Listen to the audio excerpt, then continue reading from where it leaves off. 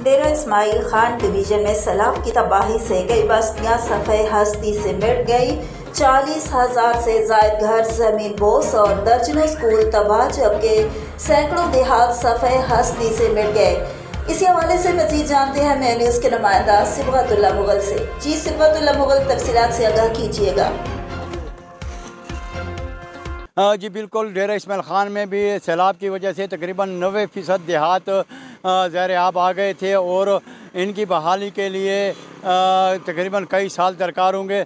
लेकिन इस वक्त जो सैलाब ज़दागान हैं वो आज भी बग़ैर छत के बैठे हुए हैं। उनको खुश्क राशन, उनको मज़ीद कपड़ों और दीगर अशिया की ज़रूरत है।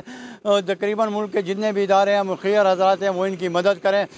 सैलाब डेरा इस्माइल खान के सैलाब के हवाले से, तबाहकारी के हवाले से मैं आपको बताता चलूँ, और जो सरकारी ज़राए से हमें मौसूल हुआ है उसके मुताबिक जो है डेरा इस्माइल खान में डिवीज़न में अब तक जो है 29 अफराद जाँ बहक हुए हैं, जबकि 85 के करीब जो है ज़ख्मी हुए हैं।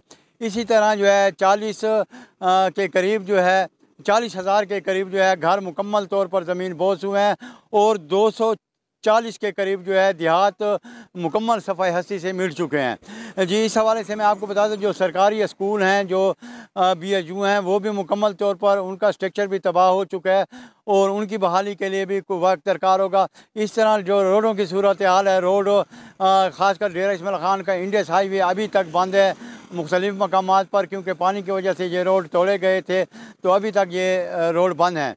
तो इस वक्त जो सैलाब की सूरत हाल है वो बारिशें तो रुक चुकी हैं और लोग अपने मकानात, अपने घरों को, सामान को संभालने के लिए जा रहे हैं। जी।